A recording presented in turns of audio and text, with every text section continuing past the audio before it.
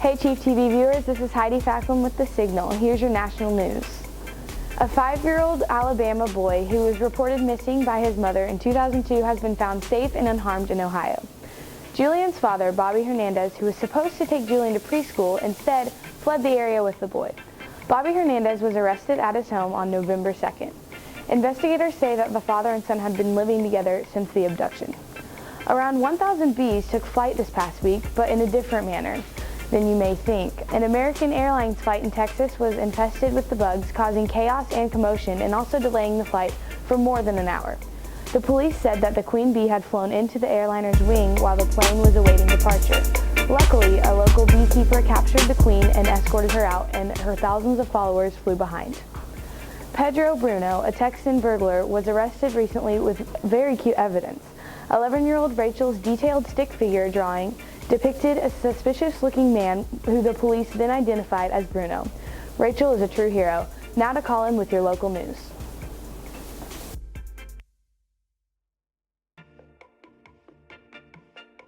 Those were quite the stories, Heidi. Now for some news from close to home. Gender equality is something that women have been fighting for years. And new trends amongst the feminists is the Free the Nipple campaign. Women have been parading the streets with taped nipples, advocating for equality. The women have been uniting together to adopt a street near Brahms on Sunshine to help clean up the streets of Springfield. They've been cleaning up litter and bettering our roads, so be thankful for the hard work they've been putting in and consider freeing the nipple.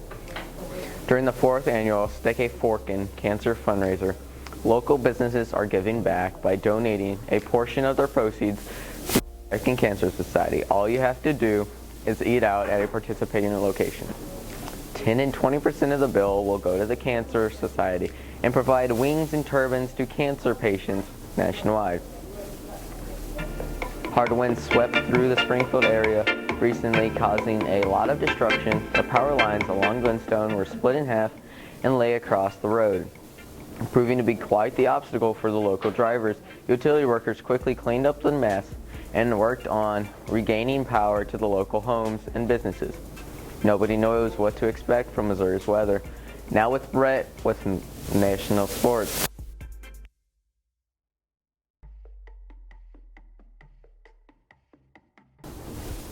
Thanks, Colin. Now on to sports. 500,000 people packed the streets of Kansas City on Tuesday afternoon for the Royals World Series parade and celebration. I may not be a Royals fan, but the turnout was quite impressive.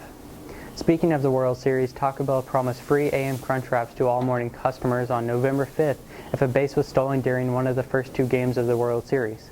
Lucky for us Americans, Lorenzo Cain of the Kansas City Royals completed the task, and breakfast was provided for thousands. Runners, the finish line of the New York Marathon is the end of a vigorous journey. For Mr. Marengo, it was just the beginning of a 2-day ordeal that started at the finish line. When the Italian native ran through the tape, he realized he had lost his group as well as the directions to his hotel. Not being able to speak English, the man had to fend for himself in a city unknown to him. He was found 2 days later by an off-duty officer in the subway, surviving on pizza. That's a good one. 4, 3.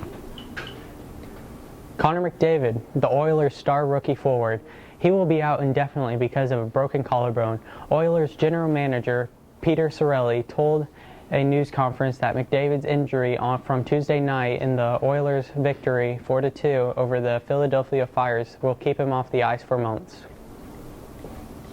Now on to Trevor with the Tech News.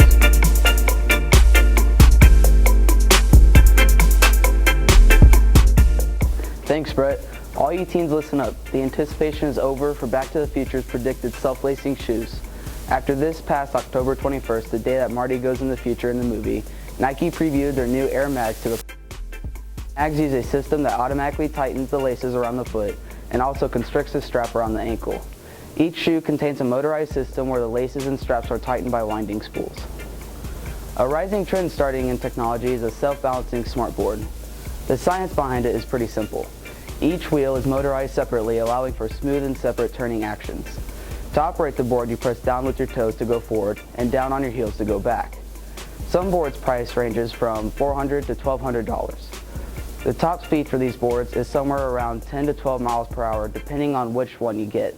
On average, each charge lasts about 14 to 20 miles, so there is plenty of time for fun. Speaking of popular technology to buy, on November 6th, Treyarch released Call of Duty Black Ops 3 to be played on PlayStation 4, Xbox One, and PC.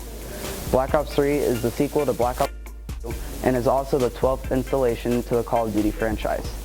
The game comes with an all-new campaign mode that allows up to 4 players play together, whereas in the past it was only ever a solo campaign. The multiplayer was redesigned with more natural movements, giving the game a great feel. Lastly, Treyarch released their highly desired Zombies mode with a few tweaks to it. There is now a leaderboard and ranks, whereas there were none in previous games. Now let's go to Z Bald with pop culture.